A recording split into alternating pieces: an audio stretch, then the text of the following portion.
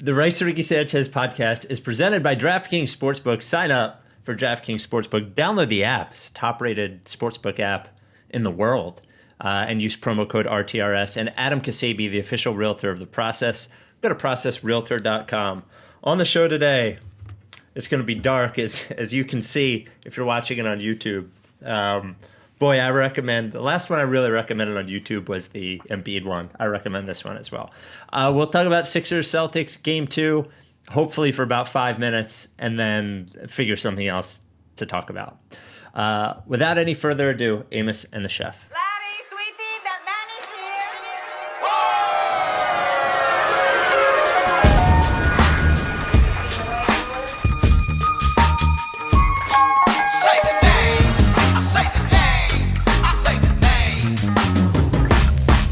We were right, y'all. We were right. Even when it went wrong, we were right. We was right, y'all. We were right. So say the name. Say the name. We were right, y'all. We were right. Even when it went wrong, we were right. We were right, y'all. We were right. So say the name. Say the name. Say the name.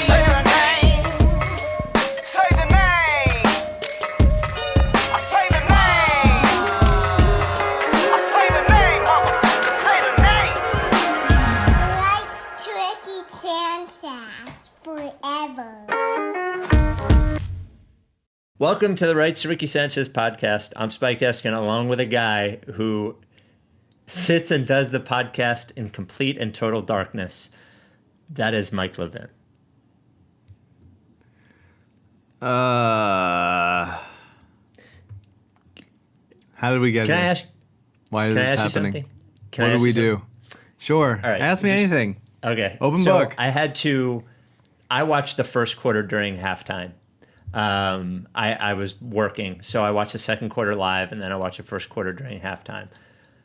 I did not see online during the first quarter. Do you remember your emotions from then? Was there a lot of like chest puffing out and stuff with everybody? Oh no, I tweeted Spike word for word. I tweeted probably 6 minutes into the first quarter. The Sixers look good, and Sixers fans should be terrified. And there are people responded to that tweet later on saying, "Oh, this aged poorly," and it's like, no, this aged exactly right. It aged 100% what it was intended to age. You don't understand anything about aging poorly. We get it. Yeah. It's the opposite. It's unbelievable, people's reading comprehensions. That I was in a bad place. I almost pulled a Spike and responded to everyone individually and just cursed them out.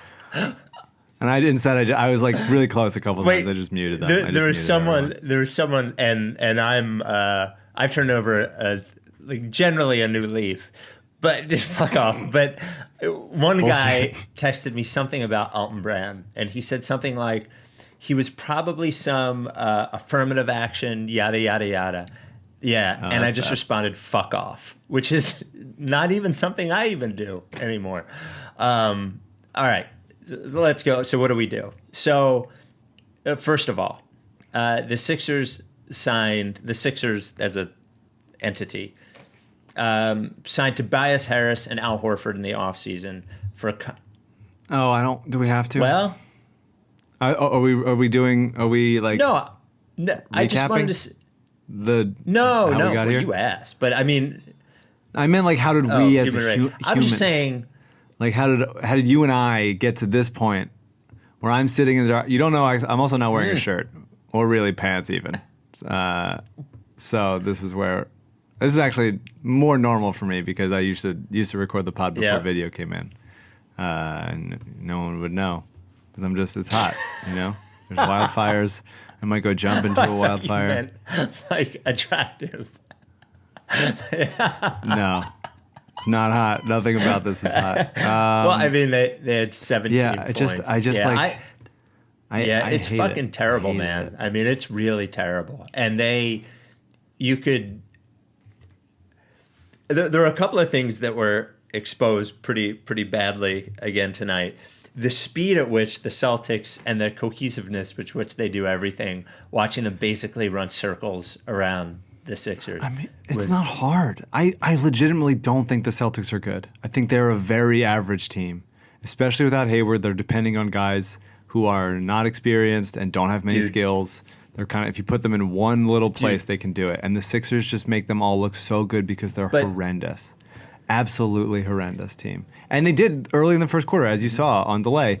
The Sixers started off moving the ball really well, looking fluid, feeling like they had a little juice. And then that just totally dissolved. And then they were just in their sluggishness. They don't have anything. They stopped caring. They didn't rebound. No loose balls. No physicality. They gave up. And the thing that really seemed to take their heart away was Tatum. I mean, because that run that he went on again when he seemed like he was unguardable. I'm not going to say this again so I can eventually go back to my public take on Tatum is really fucking good. No, he's fine. It's really easy. No. When Brett drops the big in the pick and roll and all he has to do is step into wide open threes, it's not hard. It's not like he was doing like crafty handles to get to the rim. It was just normal shit. It was normal, obvious shit. And the Sixers could have look, obviously he's like good. Fine. I'm not saying he's bad. I hate him. Objectively, I hate him. But he's not close to as good as a lot of other guys that get talked about his way. Like, it's just, they make the game because of the way the better Celtics than anybody play on offense. our team. He's better than anybody on our team. Sure, offensively, sure. Whatever. At shooting, Everything. of course. Whatever, yeah. He's just like, they just make it so easy on him. Like, they just make it so easy on him. Like, all he wants to do is take, like, contested step backs. And the Sixers are like, no, here, just walk into this one. And for Brett to not adjust, for him to do the exact same thing the whole season, the offense to look bad, or the defense to look bad during that stuff. Sometimes it's manageable with Embiid. He can like muscle it into looking like a decent defense, but for the most part, it never looked like good and physical and impressive. And then to go into the playoffs and be like, okay, we have Boston, the team that knows us the best, knows Al, knows the Sixers, has played this team before, and to be like, we're doing, guess what? The exact same thing. Like, it is shocking. It is malpractice. Everyone is to blame. Again, we'll say it every fucking time, but like, Brett should quit right now. They should fire Brett. He doesn't want it. He wants out. Get out of I mean, like, there's no way he wants to be here anymore. I mean, like, it's so over. I'm looking at the starting lineup right now, and they started Shake Milton and Matisse Thybulle for a team that's supposed to be a championship contender. And Shake played pretty well. Matisse played well last game. He did not play well. He was tonight. a remarkable minus 30 somehow. Yeah, if it's not his. Yeah, it's everybody. It's fucking. I'm just so. I mean, I don't want to do like who played good. Joel played okay. I mean, he put up numbers, but I think he played like okay. He didn't do anything. Yeah, he was good offensively in the beginning. He was doing the one thing that I wrote down. Like, I really love. I know everyone talks about his post ups. I really like face up, like 12-foot jumper Joel. I really like that. But I'd rather him get to the line. He got to the line 13 I'd rather him get to the line and be quick. Yeah, but that was not from face up jumper stuff. You know, I just, this team is just so old. Everything about them is so old and stupid. And like, they took 10 threes in the first half. Tobias took none. Horford took none. Matisse took none. What the fuck are those guys doing? Like, what the fuck is? It's just, I mean, it's everybody. It's the offense. It's those guys making decisions not to. It's just the whole thing. And I feel like, I hope the Sixers front office feels so embarrassed by this. Like, I genuinely want them to feel so much shame. I want them to like come make a public apology. They should have to like hold a press conference with just like the fans and just be like, guys, we're really sorry. Like, we feel regret about so many things that we've done and decisions we've made. And for once, like, not to pass the buck under this, like, well, that was actually a Brian move, or that was actually like a Eversley and he's gone, so we can blame Eversley now. But just every single one of them, and I keep going back to it, like, the team is broken in more ways, and I think a lot of that lands on the coaching staff. But like, if they had signed anyone else instead of Horford, if they had just signed Redick, or Brogdon or Bogdanovich, like, it would look something. But that's not an excuse. They looked bad when Horford wasn't on the floor too, you know? Right, but they were replacing him with... with no offense to Thibault, but like, you know, they're replacing him with a rookie we knew he had a great game one, but like this was the starting Thibault. This is like what I was worried with. He's on and off. He's a rookie. He's, you know, not built for this. You know, people keep mentioning the Butler thing, and Butler was great against Indiana the other night. I would, or day, whatever it was when I was watching it. I don't know if I remember it was night or day, but when he was very, very good in the last 5 minutes of the game. And by the way, they had Butler last year, and they were out in the second round. But this is the one thing I'll say, and we're talking about this when Zach Lowe was on the pod, and I am sure of this, 1,000,000% sure. You can talk about not signing Butler all you want. There's no way Jimmy Butler and Ben Simmons were going to be on the same team last year. There's no way. 0% chance. So if your conclusion is you would have traded Ben Simmons, and that seems fine in retrospect, no one wanted to do that at the time, then that's fine. But they weren't going to be on the same team together. They weren't. And it was telling. I'm just trying to bring everybody back to the July 1st. If you remember, the first thing that leaked out July 1st was we started hearing that Jimmy was gone, and then immediately on free agency day, the big story was that the Sixers were close to an extension with Ben Simmons. The Simmons-Butler thing was never going to work. Not here, wasn't going to work. So just understand that. But if they had just re-signed Redick instead of signing Horford, they would be in a much better spot than they are now. And yes, to your point, if they had gotten to Brogdon, I don't think Brogdon would have come here with Ben. That like the rumor was that Brogdon sort of wanted to actually be the ball handler and a guard, so he didn't, you know, he was happy going there. But like there were a million other decisions they could have made than signing Horford. You're right on the last podcast when we did the we kind of. And we did this with Zach, and we did it before. I just have no interest. We it's so easy to when the bad thing with this team happens, we're just like time to bring out everything and relitigate it, and here's how we got here and stuff. And I just write, I'm just so mad and frustrated with this team that I just want to like live in like how emotionally taxing this organization is for me.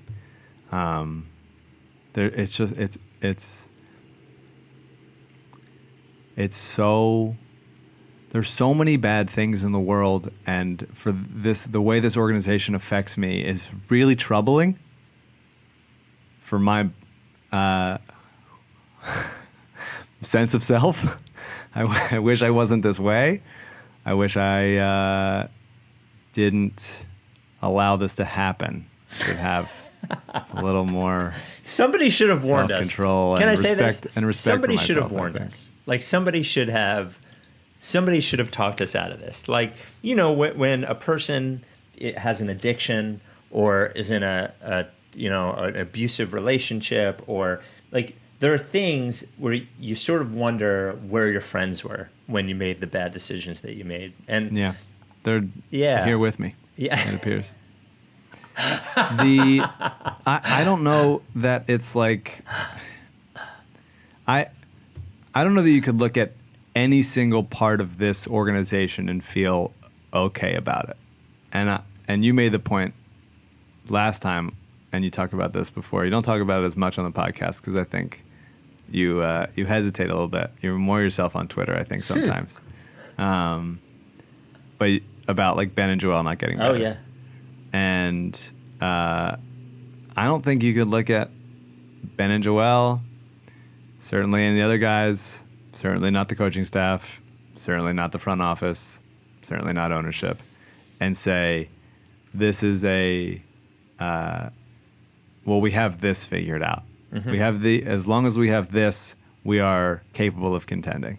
And I've said so much before about as long as you have Ben and Joel. Now, obviously, I don't have Ben at the moment, but the team looks exactly like they looked before. I've said before that as long as you have those guys, you have a chance to contend. And I just don't know that that's really the case. I just don't know. Embiid played great tonight, but it's ultimately going to be their legacies whenever they get around to caring about that, if that's at the point in their career that they are. they need to not continue to lose like this.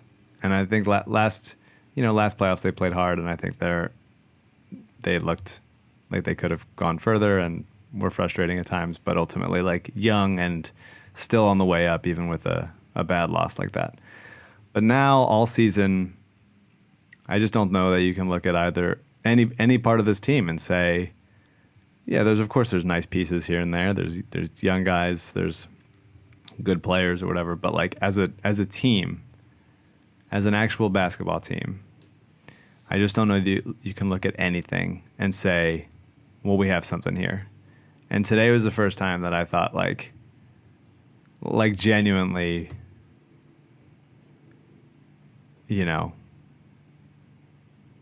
maybe it's just like over. Like maybe this is not like the end, because as long they're going to keep doing stuff, but they're hamstrung. I think there's ways to get out of it. I think there's ways to package things to get out of Horford and start to look better and stuff. And with a new coaching staff and a fresh perspective and a couple other moves, like I think that it could get better than this. It's impossible to keep getting worse. It's truly impossible to keep getting worse as they lose to the Celtics in the playoffs for the second year out of 3 years. We'll get obliterated as the team gives up and the Celtics are laughing. And not only lose the Celtics twice in 3 years, but with Al Horford, who they like so cockily stole from them and felt all proud of each other for. Probably a lot of backpats there. Only a couple years after they traded up for Markelle Fultz and allowed them to take Tatum, like all this stuff, like what an embarrassment, like what a total embarrassment for like your main rival, if you want to call it that, because they certainly don't feel like into an extra pick to get Thibault. Like absolutely, and just punking them on Thibault, even just a little thing, doing the things that Hinkie used to do to people, just like straight up embarrassing. And I just, as far as like the ship of Theseus goes, like it'll still be here, part of it, if Ben and I would, or Joel and I would add Ben there, but like maybe it's just like not gonna happen, man. Maybe it's just not gonna happen. Maybe this thing was over when fucking Jerry Colangelo got hired because Jahlil Okafor got into a couple like skirmishes. Maybe it fucking just ended right there. I still think there were ways for it to go better over the course of time. There were a lot of like flashpoints where had they just did a couple things different here or there, whatever, then it would have been possible. But at this point, you're looking around, and this thing went south so quick, and it's just like ugly and bad, like all of it, every single part of it is bad. You said sometimes I'm more myself on Twitter than I am here. I think that, like, the difference is, and the reason that I'm not as angry as you isn't because I don't feel the way you do, but because I feel like I've been there for longer, and like I'm just sort of along for the ride in certain ways with the team right now. What happens on Twitter is people push me into saying what I really feel sometimes. And you and I don't really push each other anymore. Like, I actually, truth be told, I really like enjoyed doing the pod the last couple of years. And there was a while where when I sort of turned sour, we'd argue about it all the time. And we just stopped arguing about it, I think is what happened. And I sort of know how you feel, and you know how I feel, and we do our thing and have fun, and that's it. But there was a moment during the Heat Check pod toward the end of it where like I got pushed, and you said something about them being superstars, and I just went fucking like apeshit on them not being superstars. And I do it every once in a while at work, just when we're bullshitting around. Like, the point the point that you made there that I thought was like the most prescient is, at a certain point, those two guys, I know one of them isn't playing right now, but I don't think he would be the one that would stop it from happening. Somebody's just got to say, this is not fucking happening. Like, if you're that guy, then, like, somebody's got to put their foot down. And it doesn't mean you win, but, like, it also means that you command, like, the sort of respect of the team, and you say, we're playing this way because I'm that good and you have to play this way, and you don't have bullshit like I didn't get the ball or whatever the fuck it is, or you don't have them signing, like letting your fucking best friend go to sign a guy that plays the same position as you, And I do worry. Like, I do worry that, like, there's these competing things. There's the expected timeline of them, and then there's the real timeline. And what I worry about is, like, is the Embiid Simmons thing will probably come to a head sooner than it probably should, because for a lot of reasons. And you know what, Embiid's almost 27, so maybe it should. But I agree with you. Like, this is super concerning right now. And there are ways of them to get out of contracts. But I don't know that there are ways for them to turn those contracts into players that can turn them into a championship team, specifically if Joel and Ben aren't this fucking machine. You know, that they broke up Russell Westbrook and Kevin Durant. You know, everyone who thinks that, like, it's impossible for them to break these two guys up, like, Russell Westbrook and Kevin Durant stopped playing together. You know, they traded James Harden. Like, things happen like that. So don't think that that's impossible. I'm sorry that you feel this way. Like, I'm actually, like, I'm sorry for you and for everybody else who put their, like, heart and soul into this, into believing in it. And I almost feel guilty that I have not believed in them for so long, because it makes this series hurt, like, way less. Just be honest. Like, truth be told, there's a large part of me. I joke about not wanting to stay up and watch the games and whatever, but that's mostly bullshit. Like, if I enjoyed the games and I enjoyed the team, then I don't care. I'll stay up. But this is why we do the podcast. But, like, there's such a drag that there's such a big part of me that is like, we just get through the series and fucking lose so we can go on to whatever is next. And I feel guilty. I feel guilty that I see people talking themselves into it, and if they just don't turn the ball over 18 times, if they turn it over 13 times. And they didn't. Right. Tonight. But, like, I was talking to, you know, longtime Ricky guy, Marty, and he was like, if we just don't turn the ball over. I was like, well, right, but you can say that. But also what happened in that game is Marcus Smart didn't hit a three and Kemba Walker didn't hit a three. And we can do these if we play the perfect game. You know, if we do everything to the best of our ability, we'll win. And if they continue to fail, but that's not how it works. And I feel so guilty that I am no longer talking myself into this. I feel super guilty. And I feel must be nice. I don't think you should feel guilty. I think you should feel you should feel not the way I feel, because I mean, like, I'm more optimistic generally than you are. Sometimes I think I have higher highs and lower lows. I would agree. But I just feel like it just feels so fucking pointless. Like, we did this whole thing and it feels like, you know, we're already friggin' writing in our minds different acts of the process, 30 for 30, and in our head it was ending in a championship, or at least some type of success. And for it to be like, you know, there's obviously still plenty of material for them to make a 15-part documentary series about. It's just, like, so tragic and stupid. And, like, I think everybody in the world wants to belong to, like, has to find, like, a club that they belong to, right? And for a lot of people, that's religion. For a lot of people, that's, like, I don't know, sports are definitely one. I think there's plenty of, like, you know, fan clubs of other stuff. There's obviously, it gets crazier with people believing in conspiracy theories and, you know, getting sort of falling further and further into dark web bad stuff that I'm glad that. But I think, like, we, for us and the people that are listening, like, it was like the process Sixers. Like, it was like, this is like sort of the ethos that we live our life by and, like, have hope for. And obviously it's not like a new world order style taking over dominion of the earth. But it was like, hey, I believe logically and emotionally that I think that this stuff is going to work.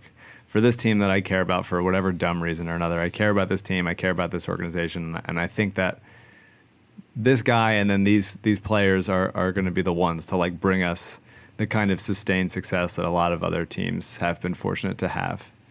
And for it to kind of just like not, not turn out in any sort of positive way, it just feels like all so pointless. And I don't know. I wish it wasn't this way. Before we get to AU, who... Yeah, for some sunshine, he's gonna deliver some the good news that we're looking for. I'm sure. It's funny. Again, I recommend this pod on YouTube because you can see AU signing on and then looking and see Mike sit in darkness. But before I get to him, the presenting sponsor of the Ricky, we can't depend on our team, but we can depend on DraftKings Sportsbook. Can I tell you the copy? So I hardly ever read the copy that they give me, except for the legal thing I have to do at the end. But the copy says, the regular season is fun, but only one thing can compare to the excitement of basketball's playoffs. And we just fucking... And that is slowly stabbing yourself in the heart and watching yourself bleed out and see if you can make bets before you die. It is America's top-rated sportsbook app. Look, if you're not going to get any thrill from the Sixers winning anything, you might as well fucking bet. That's what I'm telling you. You might as well bet on shit. I cashed out my. I bet in November the Raptors to win the Atlantic 4-1. I cashed that out. I played blackjack with the money, and I won $400. Yeah, wow. Come on, baby. Come on, baby. DraftKings live betting. You can bet that. I don't see the new series odds for Sixers Celtics yet, but you'll be able to bet that series. Sixers will be a long shot. Look, to celebrate basketball being back and there being playoffs, for every day that you bet $20 on basketball, DraftKings Sportsbook gives you a $10 free bet. So that's happening right now. Only if you're a Ricky listener. So, or one of the millions of other podcast listeners. But for Ricky listeners, use promo code RTRS. You can bet on hockey playoffs as well. I think they're still playing golf.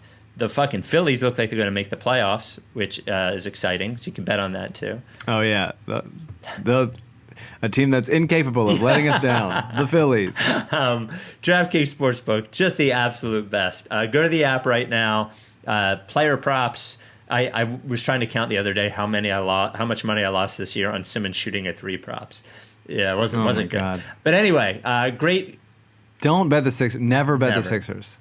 Every time people ask me, like, is this the night to bet the Sixers? And never the night to bet the Sixers. We do a gambling show called You Better You Bet at like radio.com, like at my company. And there's a guy named Eli that I know that just fucking bets and bets and bets and bets. And he's always texting me, asking me if he should bet on the Sixers. And he texted me today, you don't think Philly's dead tonight, right? And I said, none of them really like each other. Who knows? So yeah, it's good advice. Anyway, DraftKings Sportsbook, you withdraw whenever you want. I withdrew that $400 so I didn't get rid of it. It was in my account the next day. Deposit whenever you want. Download the app right now. Use code RTRS when you sign up. For a limited time, all users get a $10 free bet when placing a bet of $20 or more on all first-round playoff action. That's right. DraftKings Sportsbook offering you a $10 free bet when you place a bet of $20 on all first-round playoff action. Promo code RTRS at DraftKings Sportsbook. Must be 21 or older, Pennsylvania only, in partnership with Meadows Racetrack and Casino. Other terms and conditions and restrictions apply. See DraftKings.com/sportsbook for details. Gambling problem? Call 1-800-GAMBLER. We welcome to the pod, brought to you by Kinetic Skateboarding. Get 9.1% off your first order with promo code Dave Silver. The writer of If Not, Pick Will Convey as 2 second-rounders on RightsToRickySanchez.com. Which it didn't. It didn't. I would say the emotional center on some level of the Rights to Ricky Sanchez, Andrew Unterberger. That's a lot of responsibility for this moment in time, Spike. So yeah. Can I get like the 5-second explanation for why Mike is hiding out in the closet? Or I assume it's been well covered, but no.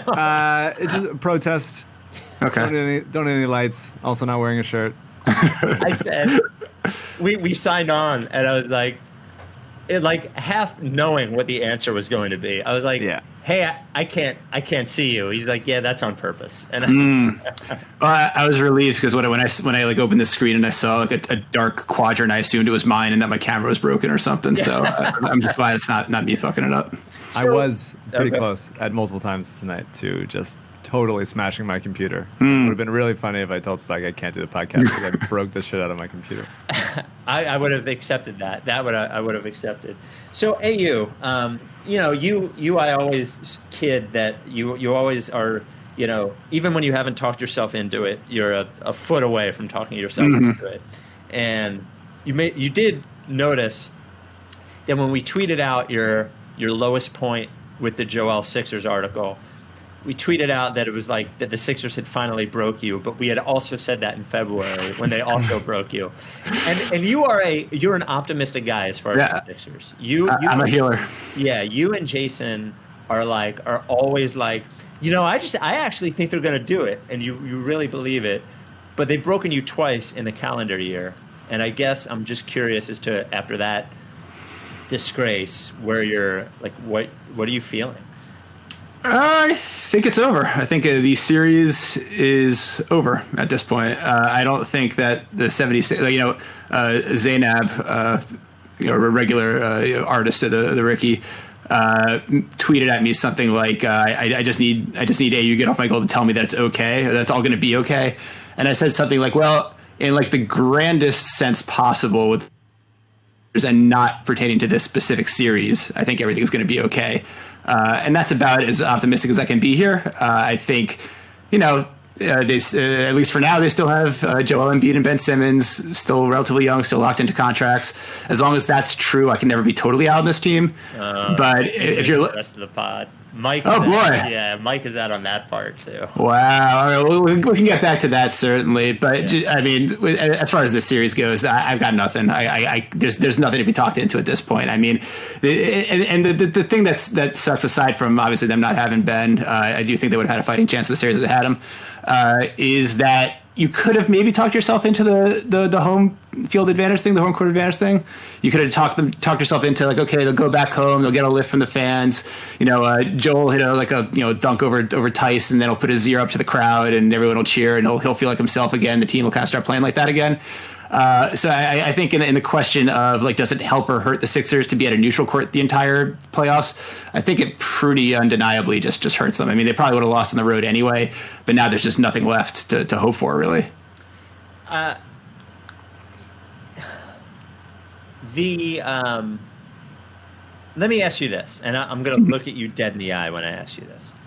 If the Danny Ainge called tomorrow and said, we will give you Jaylen Brown and Jason Tatum for Joel Embiid and Ben Simmons, what would you say? I mean, I'd say no, because I don't think rationally with these things. Like, I couldn't be a GM because I would just say, like, fuck it, I'd rather lose with Simmons and Embiid than win with these other guys. What would the Sixers do if they were operating from a totally emotionless vantage? I think they'd probably still say no. I think those two guys are... I don't know. Maybe not. Look, the idea of a team starting around two wings that are definitely good, definitely young, and definitely athletic certainly seems tempting right now. It has been unbelievably jarring watching literally every other basketball series this entire playoffs and just seeing wings that maybe even 2 years ago were shooting 33%. Now all of a sudden they're Steph Curry and Klay Thompson, like the fucking Raptors, like Kyle Lowry and Fred VanVleet. This didn't used to always be the case. Like those guys weren't lights out from 30 feet and beyond, but somehow they've grown into it, and somehow every other team has grown 2 or 3 of these guys, and we just haven't. I look. Simmons and Embiid, I do still think are top 15 players. I don't know what it's going to take for them to show that on this team and kind of hit their potential with this team. Certainly a new coach, certainly a new supporting cast, certainly fucking better karma. I don't know. I personally would still rather go to war with those two guys than Jaylen Brown and Jason Tatum. I'm never going to be objective about that. And if you ask me, you're looking me dead in the eye and asking me objectively what would be the better thing to do. If you're starting a franchise today, you probably start with Jason Tatum, Jaylen Brown, and then that sucks. And maybe 2020 basketball just sucks in general. But I think it's so much fun to be counterintuitive. Like, it's so much fun to go against the grain and be like, well, everyone's zigging, we're going to zag. And, conventional wisdom isn't all that. And, everyone else is going small, so we're going to go big. And we're going to, kind of beat guys on the boards, and we're going to play inside out and all that good stuff. But conventional wisdom is conventional wisdom for a reason, I guess. And the evidence this postseason has been so overwhelming from every other team except for this one that it's tough to act like we're still in the driver's seat moving forward in any meaningful way. There's talk with Fernando Tatis Jr. about like unwritten rules and like when you're supposed to try or like say the game's over, so I won't try. And the idea of like, well, there's no mercy rule, and I really wish that there was a mercy rule, and we just like the Sixers were allowed to leave the bubble, and we could just start the offseason, and we could fire everyone, and we could like prematurely cut some guys.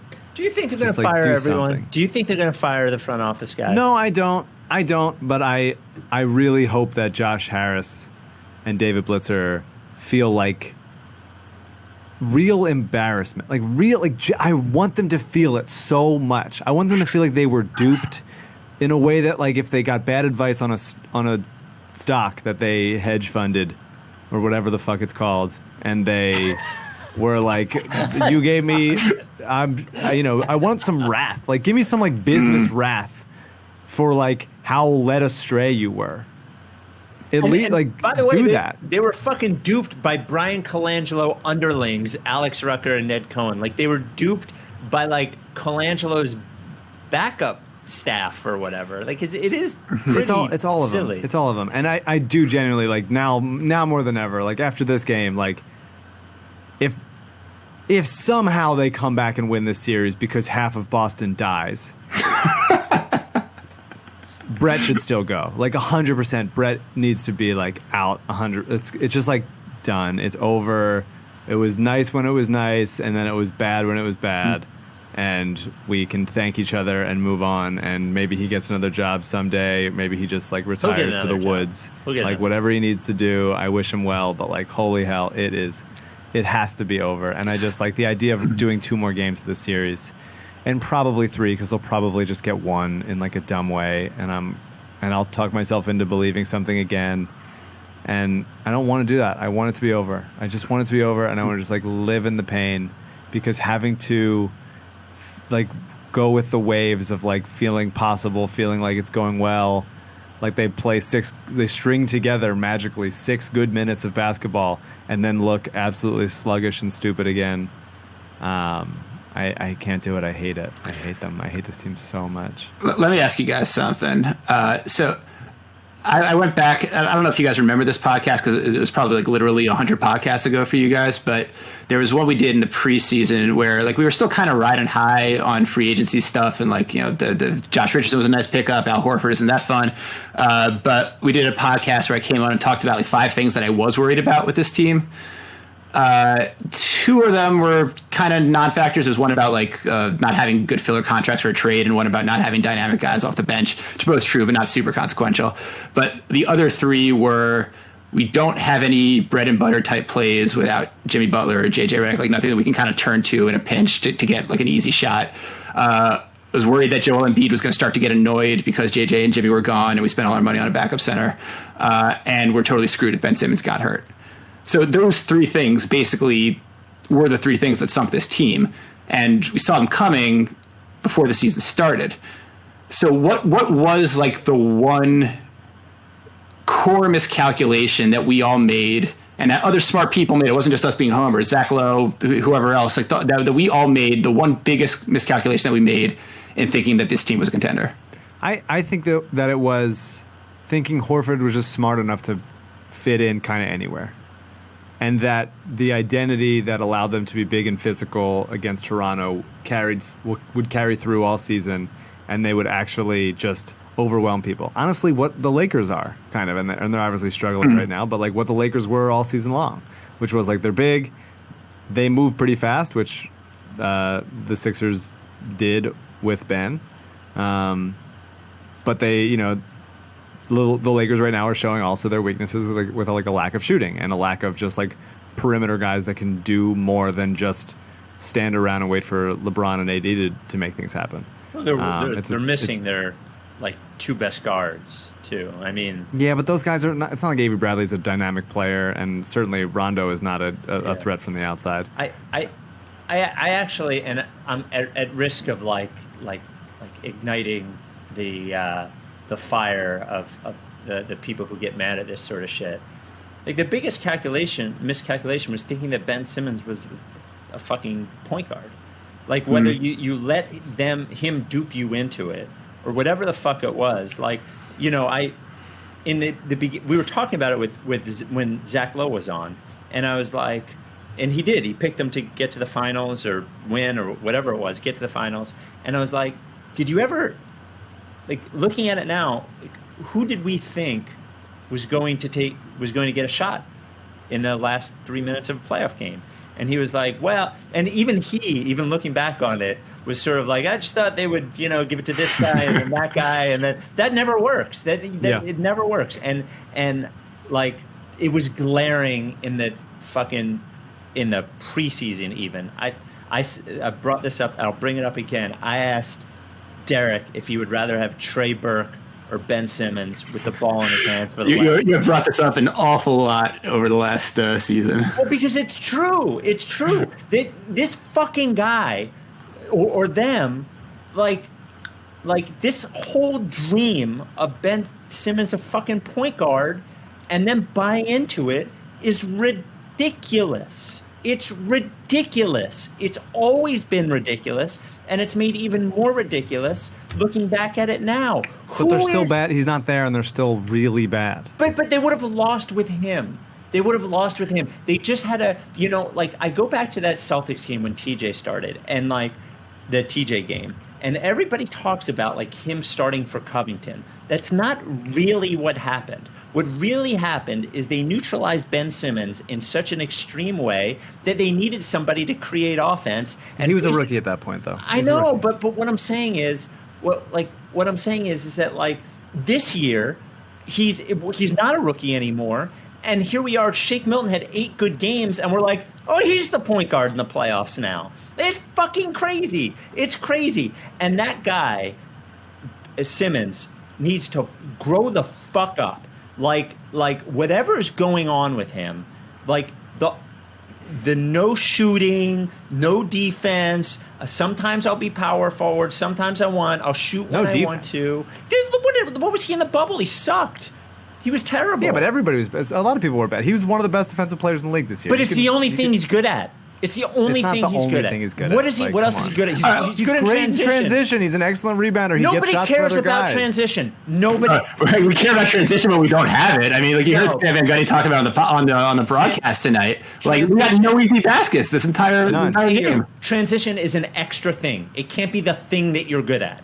Like it can't be the thing that you're good at. Like anybody who's an athlete is good. Like.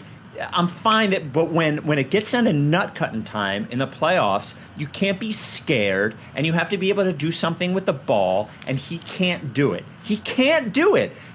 When he's trying, he's a very, very good defensive player. He is very good in transition, and he is tall, but he doesn't get he's not good finishing around the rim. He doesn't get to the line enough. He doesn't shoot, and he's not a playoff player right now. He is not. He is not a playoff player.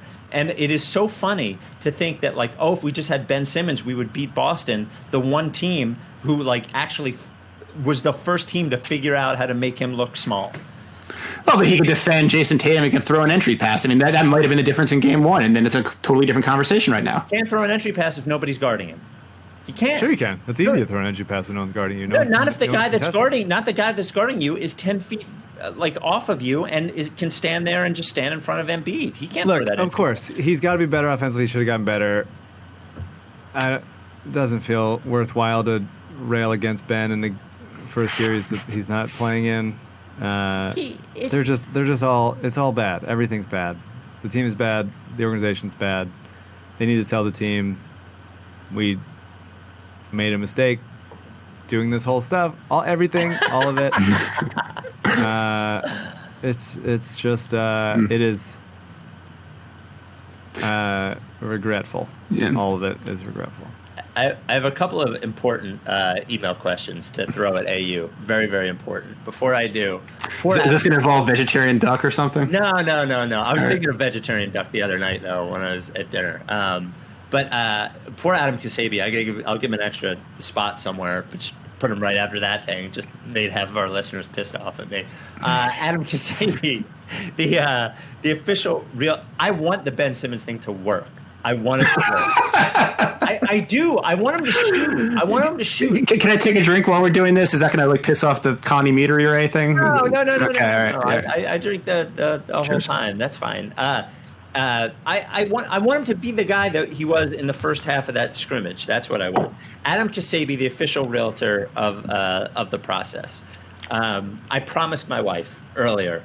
I was like, I got a contract's up next year. I was like, if I sign a new contract, I was like, we're getting a house in Delaware. We're getting a house in Lewis Beach, Delaware. And I'm going to work Adam Kasabi like he's never been worked before to find me a good deal. Not good enough, I'm going to say every time he sends me an email. I'll tell him to go fuck himself. Find me a better deal. And that's what I'll do. He is the official realtor of the process. Look, if you want the Delaware beaches, he will sell you a house. Lewis, Rehoboth, Bethany. What's the other one I always say? Lewis, Rehoboth, Bethany, Dewey. If you're young and like to have fun, not me, like more of the older stuff. Delaware, not the Jersey Shore. Delaware, not the Jersey Shore. Less crowds, almost like no property taxes. You're talking about like $15,000 a year for the same house. You get $1,000 a year in Delaware, Jersey versus Delaware property taxes. But if you're looking to buy a home elsewhere, Adam's the guy. He will find you somebody to talk to. Or if you're looking to refinance your house, like I just did, Adam's got a guy. 2.75%. How do you like that, AU? Refinance my house. It's a good number of percent.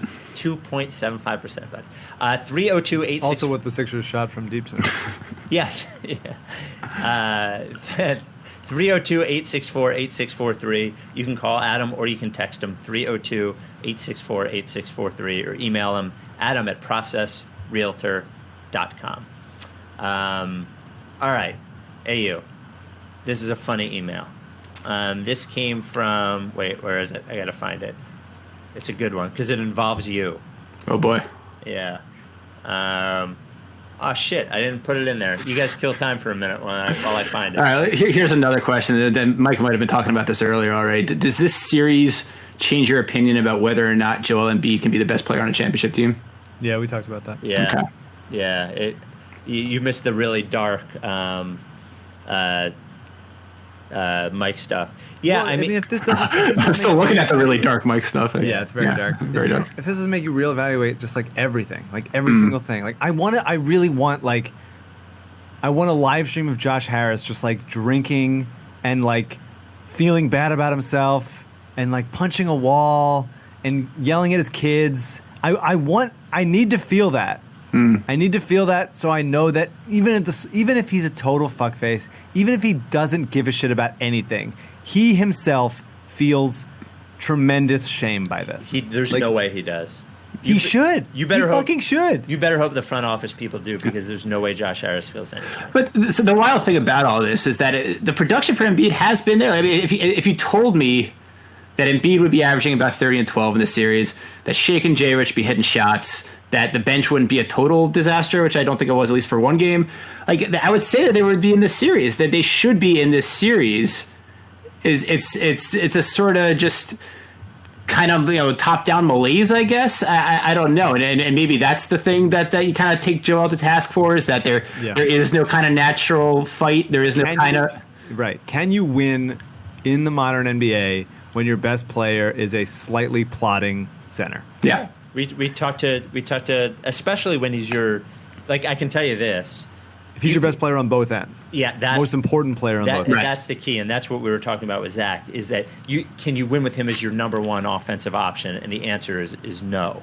Could you win with him if you had a 24.5 point a game guard, a 24.5 point, 6.5 assist game guard? Yeah, sure. if you had like Brad Beal or something. Yes, or Booker or somebody like that in that mold, you could definitely. If Embiid was counted on for 21.5 points a game and not 27.5 points a game. I absolutely think you could, because he's that good defensively. You can't with him offensively. It just doesn't make any sense. Even if you were doing I can't wait till the Stan Van Gundy pod, but President of Basketball Operations, Stan Van Gundy. Fine. Honestly, fucking fine. Well, it's better than what we have now. So I had a question about that. So the Stan Van thing obviously is like very rampant during the broadcast and whatever. You guys probably saw the quote when they asked Brett after Game 1 about the possibility of the Sixers kind of transitioning to a 4-out offense, and he like very quickly said, "No, we're not going to do that. Absolutely not."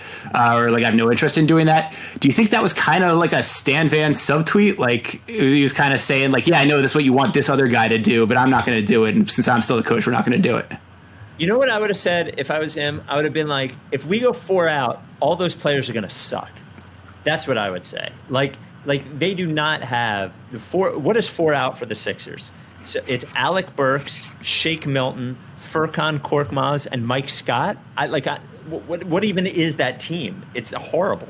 It's like a horrible team. They don't have that team. I don't think it was a shot at Stan Van. I think it was more of a, like, have you looked at my roster kind of thing. I just don't think they have the option to do that. Also a fair point. Yeah. So here's the email. This came from Spencer. He did make a funny basketball question.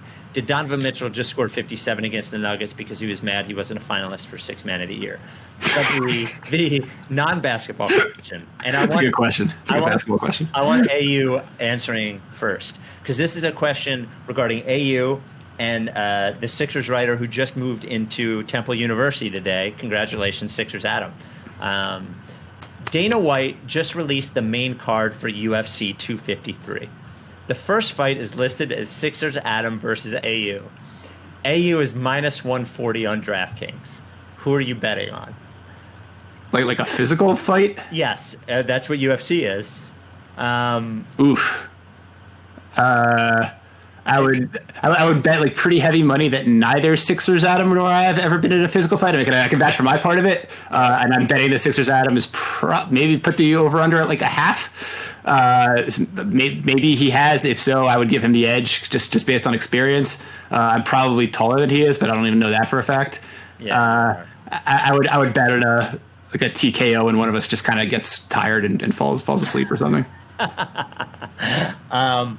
I would bet on AU. I think there is a significant difference between a grown man and a no offense to Adam, 18 years old, obviously like legally a man, can sign up for the military and vote and stuff, but just the physical strength of a man versus like the Sixers Adam is like $115 soaking. Like there's just no way.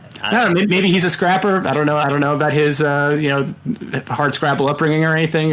Maybe he's had to get it done on the streets a couple times. If so, put him as the heavy favorite. I have no fighting experience. I'd be terrible if I tried. Yeah, I've told this story. I got in one fight once. It wasn't successful. Mike, who are you betting on?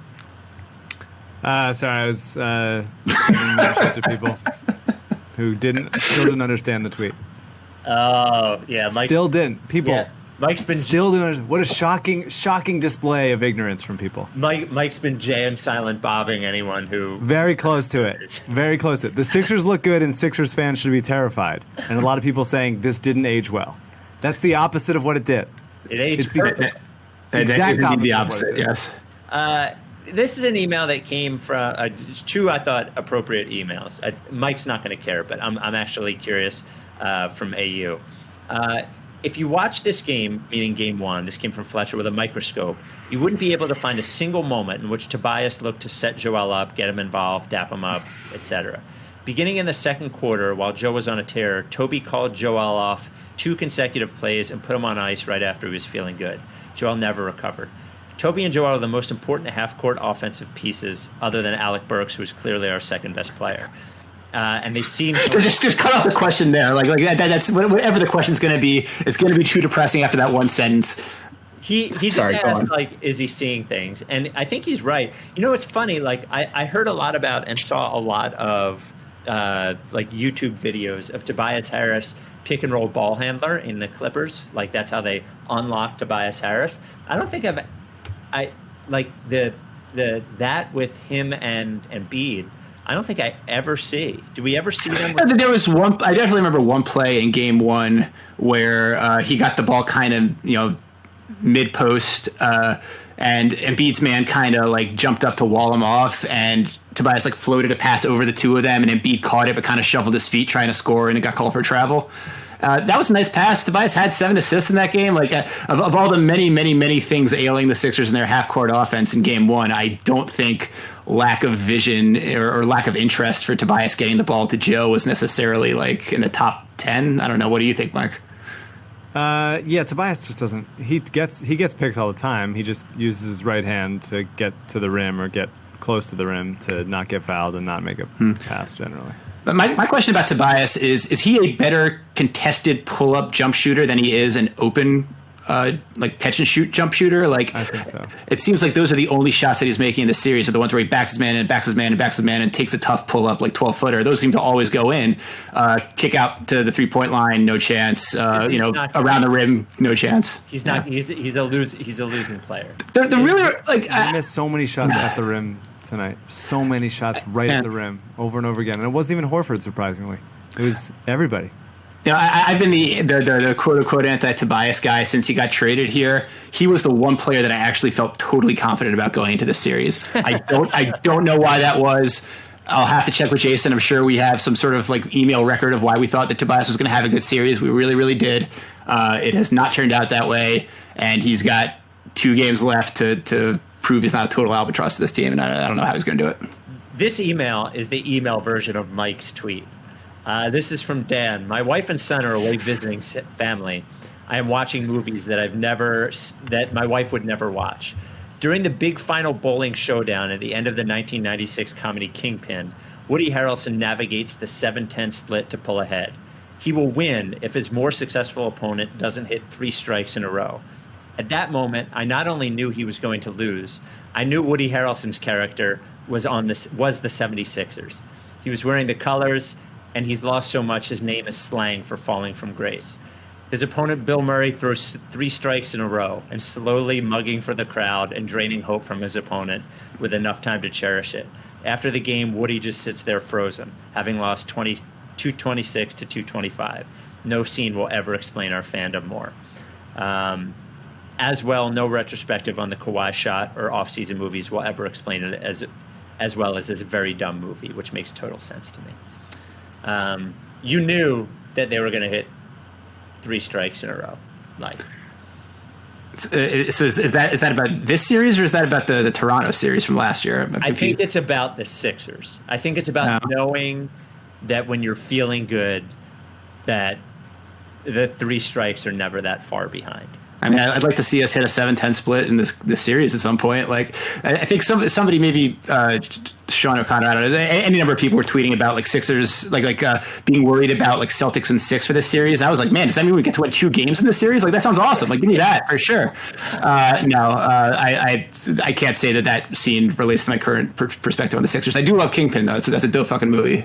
Bring back bowling movies in general. Like, bowling movies are always a good call. Bill O'Neill. We're not that far away from having Bill back on the pod. I think. Yeah. So do they get swept? Do we think, or do we think they win one game? Who gives a shit? Fair enough. Yeah, I said Sixers in 5 or Celtics in 5. Rather, I'll stick with that. It's hard for me to imagine what it would take. I mean, this is ridiculous, though. Like, they were close in game 1. They were winning through a quarter and a half in game 2. Like, it shouldn't feel like we're as far away as we actually are. Every team winning for the first head. Like that, you know what I mean? Every team that loses was winning at some point. We can maybe still get one at this point. I would, whatever. I like watching the Sixers win basketball in far more meaningless context than this. Like, I get super hyped over like preseason wins when all the starters have been out for the last 18 minutes. So I'm not going to act like I'm not going to enjoy watching them win a meaningless game 4 if that's what it comes down to. I'd definitely rather that than them getting swept. But at this point, there's just nothing left to talk ourselves into. I mean, like, they could be up like 3-2 at this point, and we'd probably be like, wow, we got lucky. What a weird series. But it's still going to fall apart in game 6 and 7. I'll obviously root for them, but I think it'd be better for the fucking... If they get swept. If they get swept. Just like, I really need just get me to the off season and like give me some carnage. Like I want to see like absolute like retribution for how things have gone this way. People need to like pay for taking what was once a very high upside, young, exciting, asset rich team and turning them into this fucking pile of dog shit. And there should be like indictments. Can I give you something to look forward to? If that happens, the Josh Harris Zoom press conference, where my dad just fucking harasses him and asks 4 straight questions about his. It'll be the one time, Mike, that you are truly appreciative of my father when Josh Harris won't let when my father won't let Josh Harris off the hook in that postseason press conference. But I think there is something to the idea that like. It's good that it's going this badly. Like there's no hedging left. There's no like, well, but if Brad, if Ben, etc. Like things have to change. And like as good as that is for the team to understand that, like I personally take some sort of comfort in like my making peace with that. Like as recently as halfway through the season, I would be like, well, maybe if the team doesn't go far in the playoffs, and then they'll have to make some hard decisions about Brett this offseason. But I think even the most fervent Brett defenders at this point are like, yeah, it's just time. Seven seasons. 7 seasons is a long time. Yeah, I'm just tired of this shit in general. Just across the board, I'm tired of all of it. And I wanted to hire Udoka before the restart happened. I don't want any internal hires ever again. Get them out. Start over. Replace everyone. Medical, what's his name? Kevin Johnson. Get him out. Fire everyone. Top to bottom in this organization. They need to go. We need to start over. Salespeople who listen to this podcast, hand in your resignation. No. You need to go. We need a top to bottom organizational restart. It's awful. It's awful. It's embarrassing. Knicks fan Franklin. Call it a day. Knicks fan Franklin, out of here. Get out of here. I hate this team. Man. I hate what they've done to us. The good news is the next season isn't even going to start till February. So just give me to the off season. Yeah. Let me believe in some fucking draft picks for once. We got the 21st pick. The coin flip. Man, we are paying the price in blood for that fucking coin flip. I knew that was going to happen. Fucking Muscala, man. I knew that was going to happen. The coin flip goes okay, and then everything else absolutely just fucking brutalizes us. Can we talk about Brett Brown and his staff all wearing the same Untuck It shirt? That was looking good. I gotta say, that was like the one comment I made to my Sixers hater friend was he had been talking shit about Brett's fashion choices over the course of the restart, and I like, look, man, the rest of the night didn't go right. Brett is looking fly. I don't care. I don't care what you say. Stop expressing, man. I got to get high and not talk for the rest of the night. I can't talk about this team anymore. All right. I can't do it. Are you down with TTP? You say it. Hey, you. If you don't fuck with me, then I won't fuck with you. If you don't fuck with me, then I won't fuck with you. If you don't fuck with me, then I won't fuck with you. If you don't fuck with me, Then I won't fuck with you. but if you fuck with me, I'm gonna fucking kill you! That's a friend.